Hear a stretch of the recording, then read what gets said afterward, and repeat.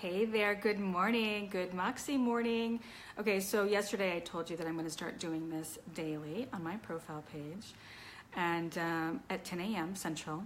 It's actually about 3 minutes after, but I was sending an email out to someone that I really felt like needed my assistance right away. Hi Taylor, good morning.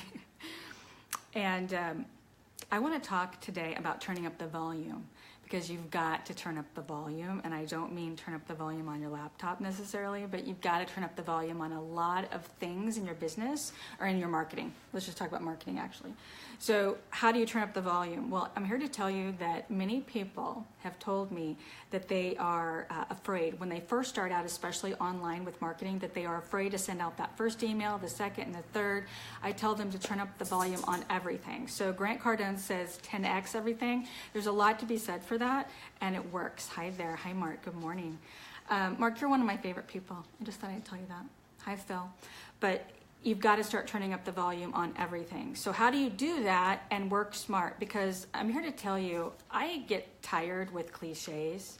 Do you ever get kind of tired with cliches and you hear people say work smarter, not harder? Well, what the heck does that even mean? What does that mean? Let's get specific right now.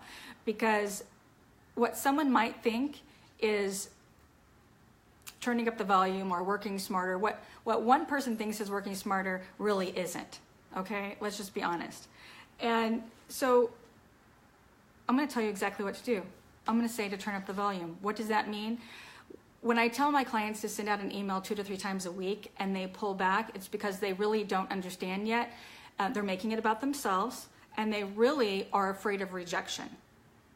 They're afraid of rejection. So when you start to build a list and people get on your list, there is this part of you that is afraid, even though that person signed up to get information from you, there is a part of us that is afraid to give them more information because we are making it about ourselves. Okay, that fear, that rejection piece is still there. But also, we've all been sold to, right? In a creepy, icky way. Okay, at some point in our life, we've been sold to in a way that we didn't like. So we've got that part of us, we don't want to do it in a slimy way. We're so afraid. We don't know if we've nailed down the right approach yet. So there are ways that you can turn up the volume and be super high value and be irresistible to people. You're not going to be irresistible to everybody, so just get that out of your mind right now. Accept it. It's just life. Okay, it's just life, but you can turn up the volume and be high value and do it in a way that's attracting them. So when I say turn up the volume, I mean in your emails, send out more emails to them. If they jump off your list, don't take it personally, get over it, because it's really not about you. And you've got to just get in your head that it is not about you. It's about those that need you and need your information, right? So start attracting them. So I don't know if you, I'm kind of, I just had a thought pop up into my head here. And I really didn't mean to take it this way, but I'm going to go ahead and go with it. I don't know if anyone's seen the video of Tony Robbins. It's very controversial, and how he reacted to someone at one of his conferences asking him about the Me Too movement. Well, he he demonstrated something. He demonstrated the pushing, right? And so he, in my opinion, was very wrong in what he was saying, okay? That's my opinion. But that's not where I'm going with this. But he demonstrated the pushing, right?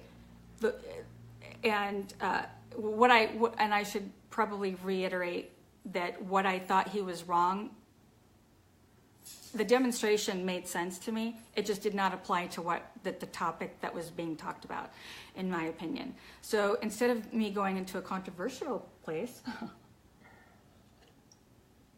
what I would rather do is use it as a way, and you can look up the video if you haven't seen it yet. Tony Robbins Me Too movement, #MeToo, and you'll find it.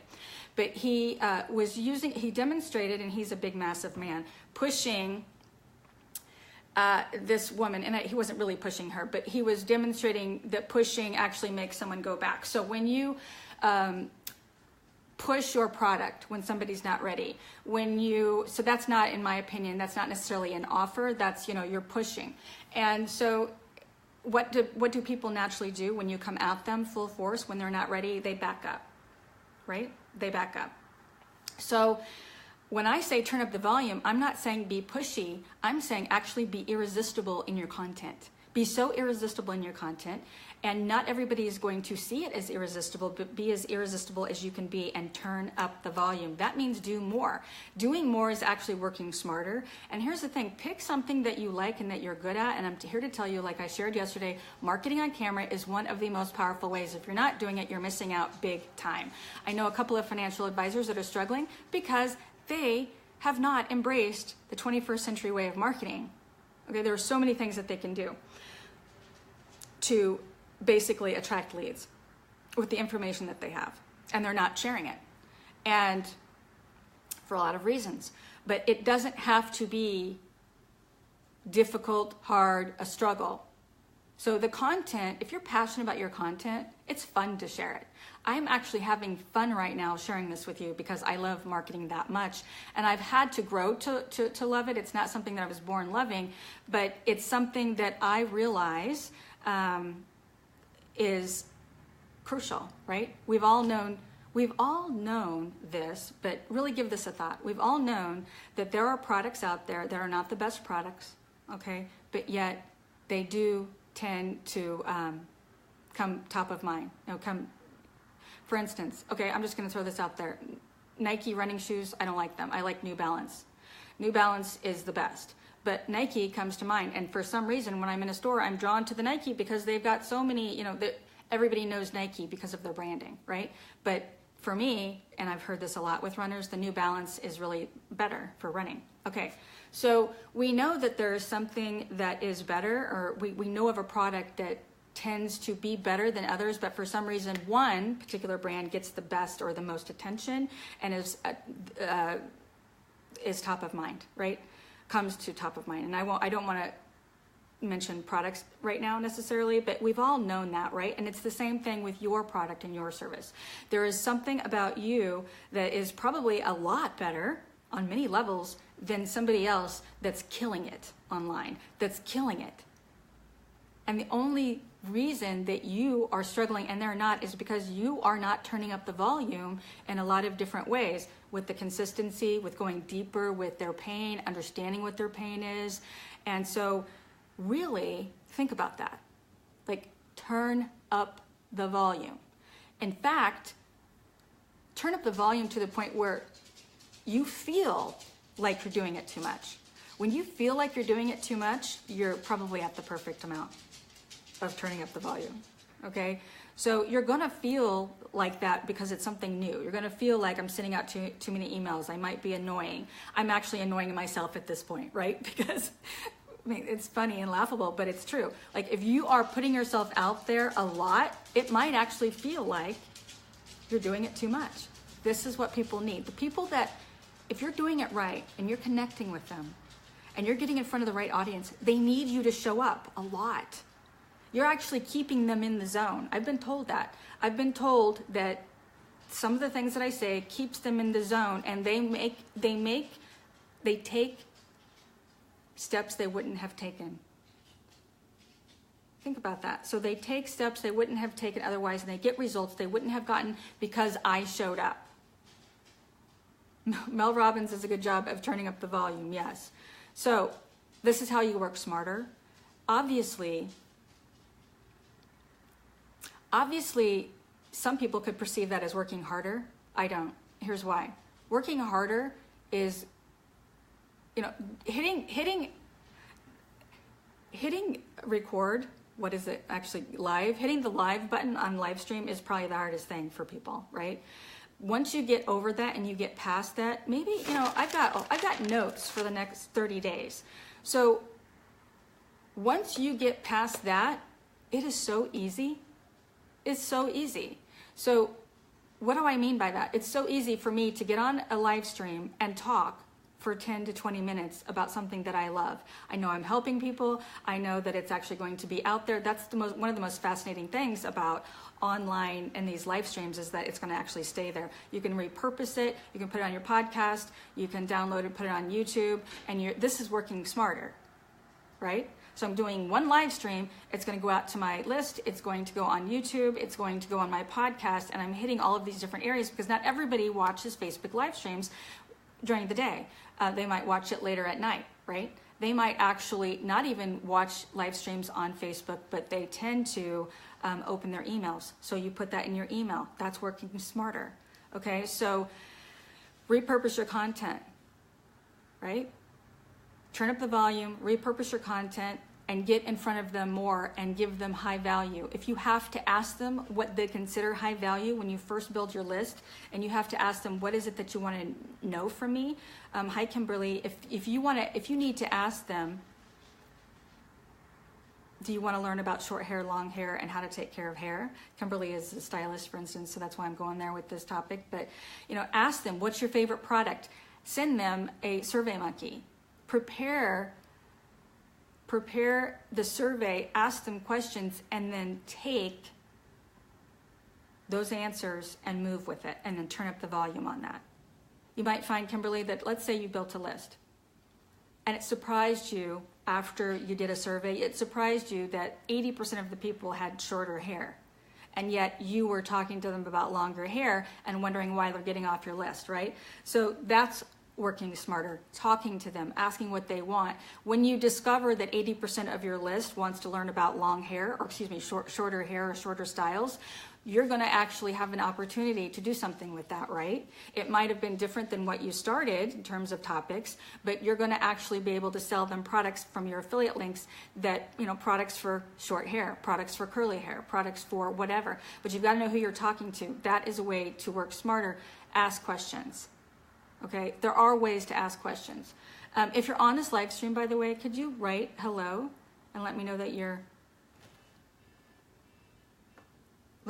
here, still here? Sometimes I think that people are. So I'm looking at some of my notes because I wanted to mention everything I wanted to share this morning is how to work smarter, not just harder. Turning up the volume, being on all kinds of social media outlets. Without really fully, I say pick one or two. Right now, Instagram and Facebook. Facebook Lives are most powerful simply because, yes, a lot of people are addicted to it, but also because video works, right? I have yet to do live streams on Instagram. I've done a couple actually, but I'm not doing it consistently. And that's why when I do one, I don't get a lot of views, okay? It, by the way, only stays up for one day on Instagram, but the stories, I like the stories because I get to see kind of how many people actually look at my stories, and it gives me an idea of the kind of people that are looking at my stories. And sometimes it'll surprise you. When you do a free call or a free webinar, you're going to be surprised sometimes at who shows up. But it gives you, and then some of the comments that they make, it actually, when I say surprises you, it gives you insight into what they really need and where their struggles really are. We always think that we know where their struggle is, and sometimes we do because we've been there. And honestly, whatever it is that you're teaching, you're most likely teaching it because you've been there, right? So that's a good place to start. But it might surprise you with the turning up the volume and all of the many different ways that you're putting yourself out there. You got to get feedback, get to know. Here's another thing that I will say is very impressive that people do that I like, and I am going to suggest you do it because you will stand out. Remember what I said yesterday? It does not take a lot to stand out. So I'm going to tell you to do this. If somebody has watched a live stream of yours, asked you questions, seems to be interested, gone on your list, especially if you've sold them like a lower end product, here's what you need to do. You need to keep in touch with them in a different way, talk to them on a different level, ask them more questions. But if they watch your live stream, do this. Send them a little video saying thank you. Send them a little video and send it with Facebook Messenger. I've had people do that to me and I'm seriously impressed. Okay? That's how you can turn up the volume too. So they watch your live stream, they make a comment, send them a little video saying thank you, and then ask them what you could do for them. Ask them what content that they want to hear more of about what you do, okay? They will most likely tell you. So one of the things about working smarter and not harder is that we tend to double down on grit, Okay, and there's a lot to be said for that. Double down on grit. I mean, that's kind of what Moxie means, right? It means a little bit more ambitious. Okay, a lot more ambitious, and it means grit. It means like staying in the game and standing in the fire until you get what you want and figuring it out. That's what Moxie means. That's what I went with. And I used to have, when I was in sales, people would tell me, I had an older guy, it's kind of an older term. I had an older guy that would say, Crystal's got Moxie, and that's kind of why I used the name. That's why I started with it. But the doubling down on grit is not always the smartest thing to do if you don't know what you're doing is working, right? You got to keep track of, so test, track, and tweak. Is what you're doing working? Are people actually communicating with you? If they're not, maybe they're afraid. Maybe they don't think to do that. People don't think to do that. They don't always think. I watch live streams and I don't think to say hi. I forget, I'm like in my head. And so ask people, right? Mark is always like messaging me, and that's he is more communicative that way, and some people will just watch and then just won't ever speak to you again. So if those of you that are watching get a little video message from me, now watch, you're going to unfriend me, right? I'm kidding. But I might send you a message today, a little video. Some of my videos, my live streams will, get a lot more watches than others. That is a way you measure. You measure what time people are watching, right? I know that there are some topics and some of the ways that I title my emails, it'll tell you that one was opened more than another. That's testing, tracking, and tweaking. So if one subject line was open more, it tells you a lot, right? It tells you whether or not, first of all, you got their attention. You're going to block and report me. Please don't, babe.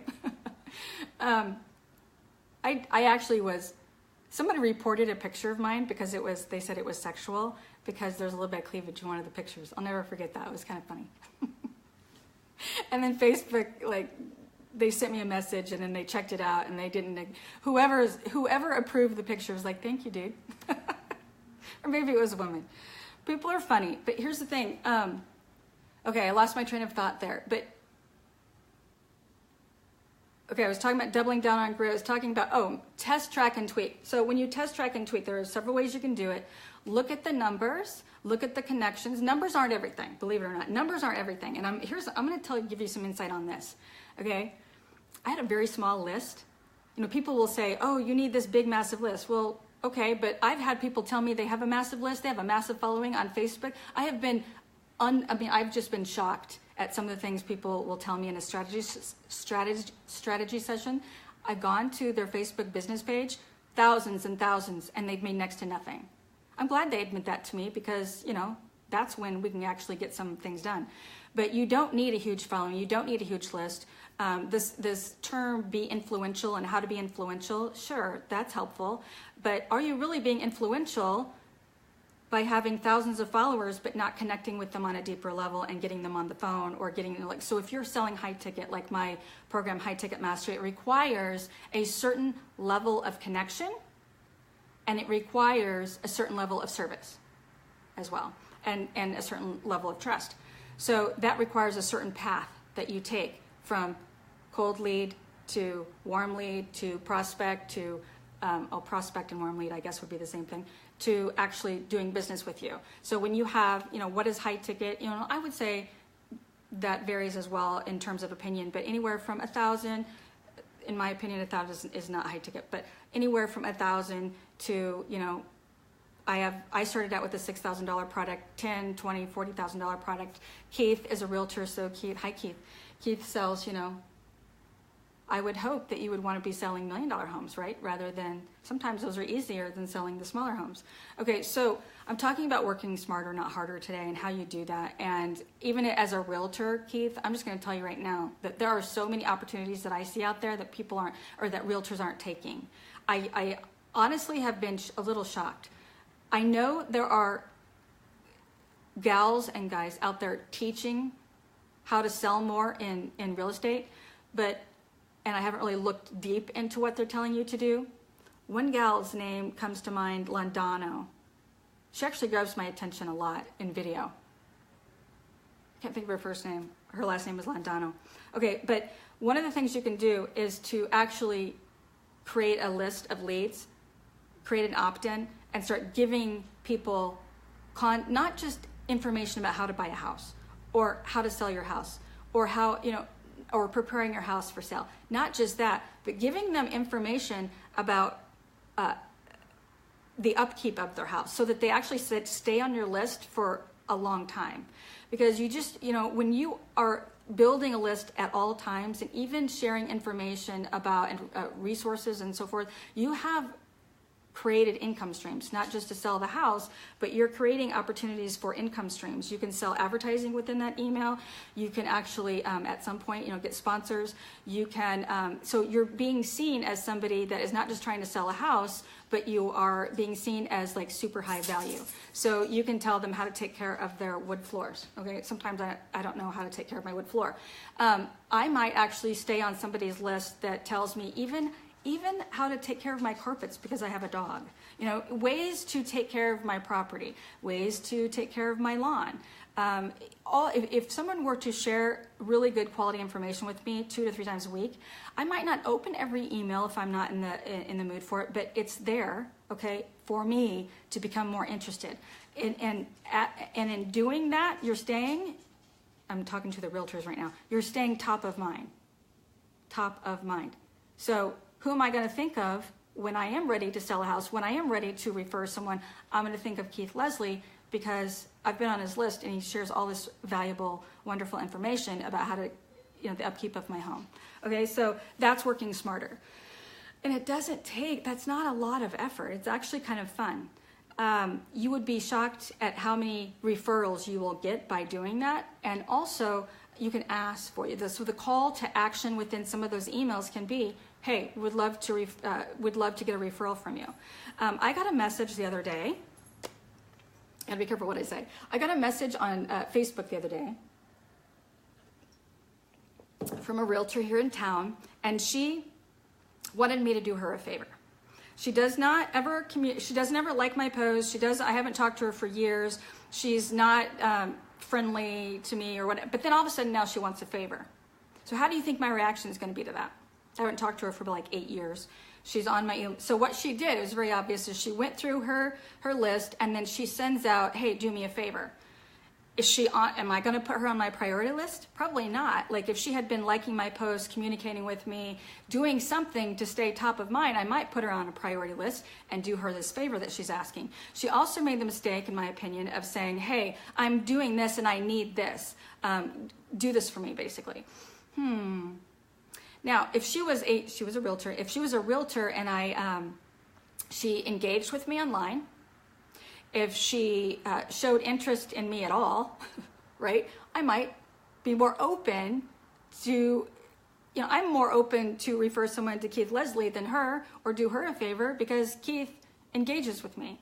And it's not, I've known them about the same amount of time, but Keith engages with me. Okay, so my point is start thinking about warming people up, keeping and doing the things that will keep them top of mind. And it's more than just being engaged. It's about giving high value.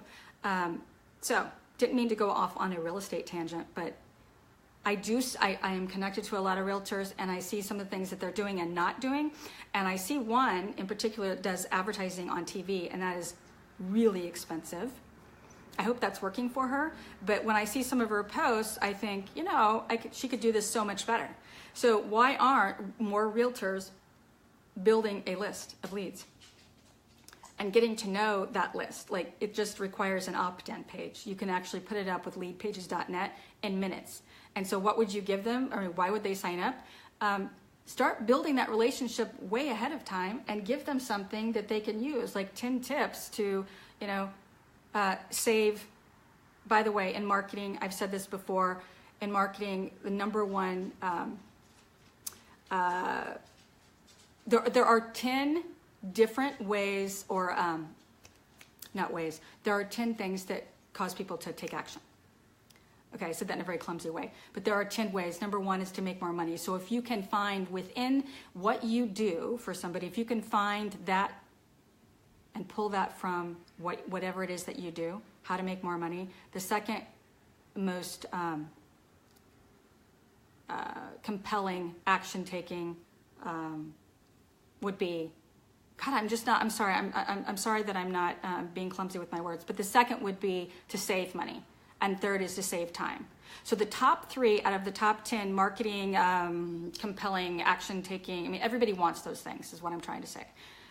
Number 1, make more money. Number 2, save money. Number 3, save time. So if you can find that somewhere in what you can offer. So as a realtor, if we're thinking about a realtor, what could they do to give away something in their opt-in? Well, what is it that you do? Or what information? I mean, this can actually be quite generic information. It's not the best information to give, but you're actually delivering them some information that's going to be making them money or saving them money. And I would choose like saving money. Like, what could you do to help someone save money on their house? Okay? How could, or on their electric bill or on their heat bill? Okay, think about that and then keep that flow of value going to their inbox. Okay? Do a live stream. Ask them to, put a little link, ask them to do a live stream and do a 10-minute call, or live stream rather. Do a 10-minute, get in front of them. This is how you turn up the volume. I hope you got a lot out of what I just told you today. There are so many ways that you can get to build relationships well ahead of time. I don't know, I've been in sales for years or before I started my business. And there is this term that people use called filling their pipeline, right? Do you have a list of leads to talk to all at once? These autoresponder, I use Aweber. There's Infusionsoft. It's more expensive. It's pretty high tech in terms of like you need assistance to start out with that to help you. But start with something like Aweber, AWEBER.com, and start to understand that email, yes, still works. I still get opens, okay? It's also, yes, there's text message marketing. I've done a tiny bit of that. I've dabbled in it. People are still opening emails because I can show you right now. In fact, I just sent out an email. I just sent out an email about 10 minutes ago, and 75 people have opened it within the last 10 minutes.